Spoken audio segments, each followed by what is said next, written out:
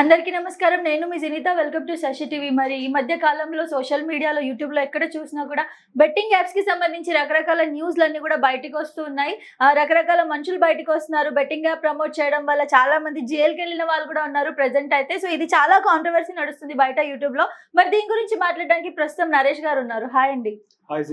So చూసారు కదా, recent గా మనం చూసినట్లయితే యూట్యూబ్ లో బేసిక్ గా మనం చూసుకున్నట్లయితే చాలా మంది బయటకు వస్తున్నారు. ఏమనంటే బెట్టింగ్ యాప్స్ ప్రమోట్ చేశారని చెప్పి వీళ్ళకి జైలు శిక్ష పడుతుంది, వీళ్ళకి డబ్బులు ఇవ్వాల్సి వస్తుంది, ఫైన్ పడుతుంది అని చెప్పి ఇల్లీగల్ యాప్ ని ప్రమోట్ చేస్తున్నారని చెప్పి చాలా మందిని ఇప్పుడైతే అరెస్ట్ చేయడం జరుగుతుంది కదా.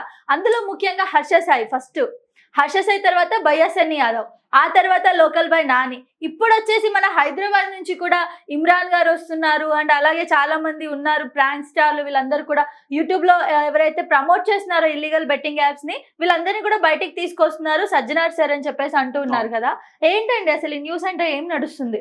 వాస్తవానికి యూట్యూబ్ స్టార్టింగ్ లో అంటే బిఫోర్ 2019 బిఫోర్ కూడా, అంటే కోవిడ్ కి ముందు కూడా హర్ష సాయి వీడియోలు చేస్తుండే యూట్యూబ్. అవును.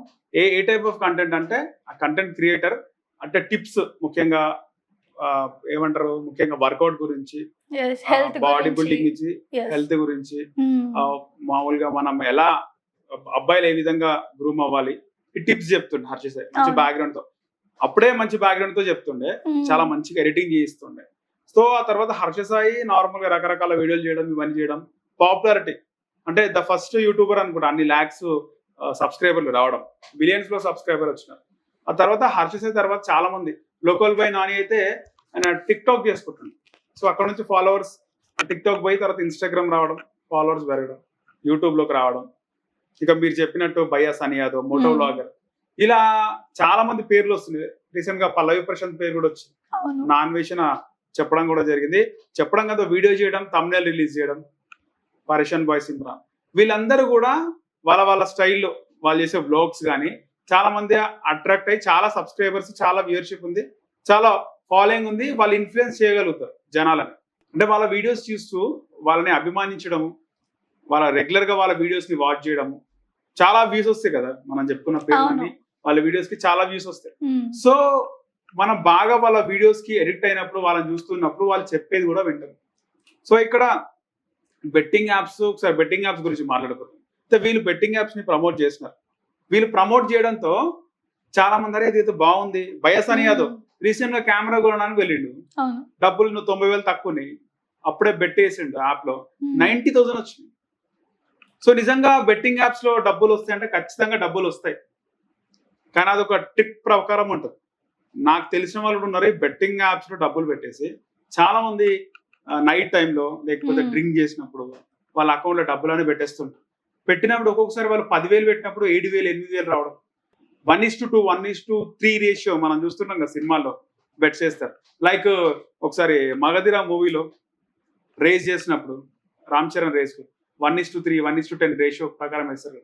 సో అలాగే బెట్టింగ్ యాప్స్ లో కూడా 1:2 1:3 ఇలా రకరకాల రేషియోస్ ఉంటాయి. తగులితే డబ్బులు వస్తాయి. సో ఒకసారి డబ్బులు వచ్చినప్పుడు మజా వస్తుంది కదా, మనం ఒకసారి పెట్టేసినప్పుడు మనకు మజా వస్తుంది. సో మళ్ళీ కూడా అరే వచ్చిన డబ్బులే కదా పెడదాం, ఇంకా వస్తాయేమో ఒక ఆశ.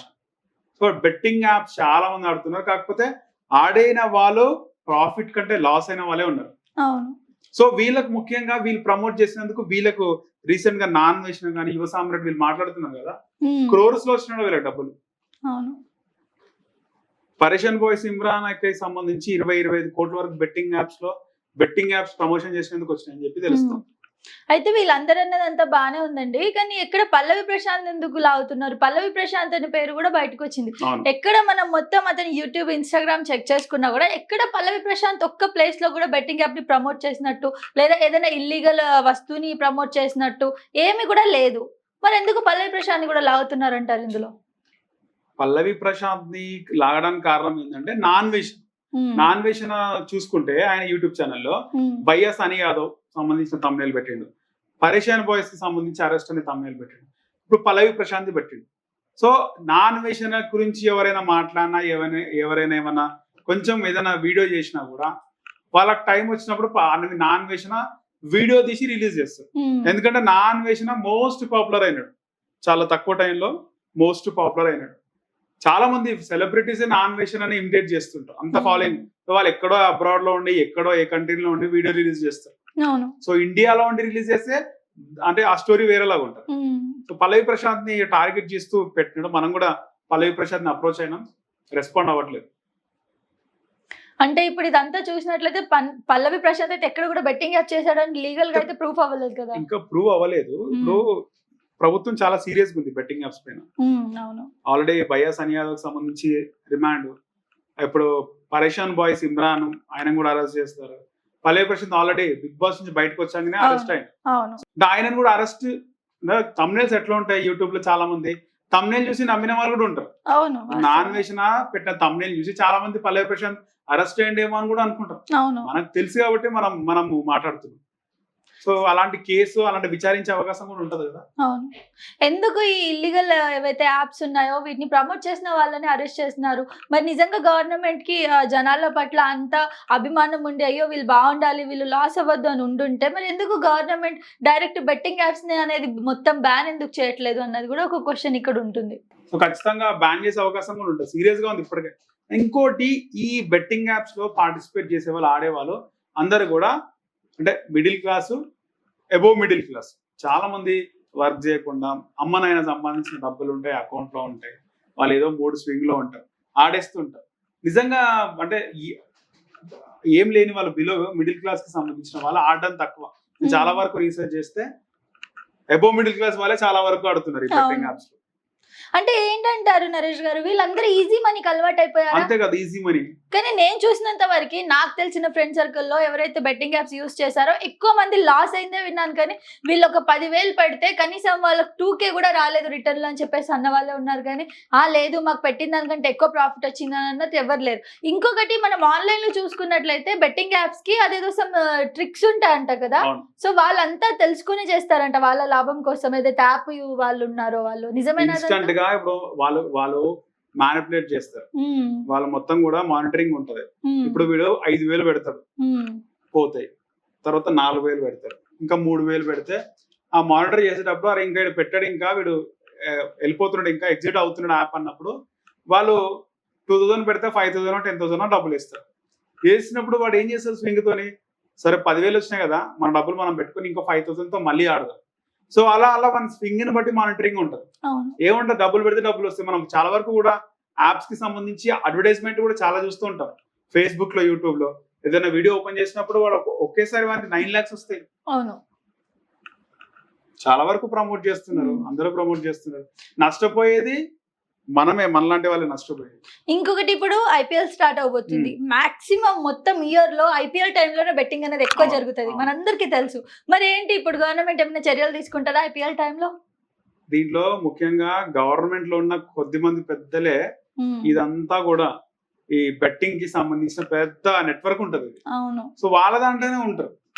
సో ప్రభుత్వం ఎందుకు ఏం చేయలేదు? ఇప్పుడు లిక్కర్ ఉంది, మందు ఉంది, ప్రభుత్వం తలుచుకుంటే మొత్తం బ్యాన్ చేయొచ్చు.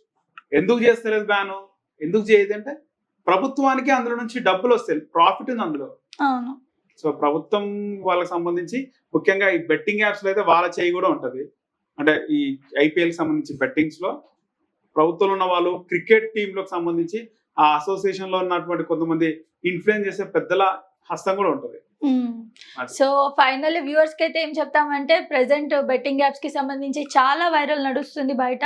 సో ఎవరైనా మీరు ప్రమోట్ చేస్తున్నా లేదా చేయాలనుకుంటున్నా ప్రెసెంట్ అయితే ఆపేసేయండి. ఎందుకంటే చాలా ఇల్లీగల్ అని చెప్పేసి చాలా బయటకు వస్తున్న న్యూస్ అంతా కూడా. సో మీరు కూడా ప్రమాదంలో ఇరుక్కునే సిచ్యువేషన్స్ అయితే మీరు ఎదుర్కోవాల్సి వస్తుంది.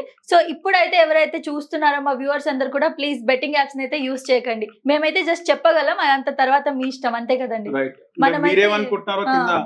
కామెంట్ చేయండి. బెట్టింగ్ యాప్ సంబంధించి ఇన్ఫ్లుయెన్సర్లు వాళ్ళు చేస్తారు, వాళ్ళు చేసినందుకు వాళ్ళు చేసినా చేయకపోయినా వాళ్ళు ఆర్డర్ ఓన్లీ ప్రమోట్ చేస్తారు, వాళ్ళ డబ్బులు. సో డబ్బులు పోయేది మనీ. సో మళ్ళీ చెప్తున్నా, డబ్బులకు ఆశపడి మీరు బెట్టింగ్ యాప్స్ కనుక ప్రమోట్ చేస్తే లైఫ్ లాంగ్ మీరు జైలు చుట్టూ తిరగాల్సి వస్తుంది, కోర్టుల చుట్టూ తిరగాల్సి వస్తుంది. సో ఒక్కసారి ఆలోచించి ఇల్లీగల్ యాప్స్ ఏమున్నా కూడా వాటిని ప్రమోట్ చేసే ముందు 1కి 100 సార్లు ఆలోచించుకొని చేయండి. సో ఇలాంటి మంచి వీడియోస్ కోసం శశి టీవీని చూడండి.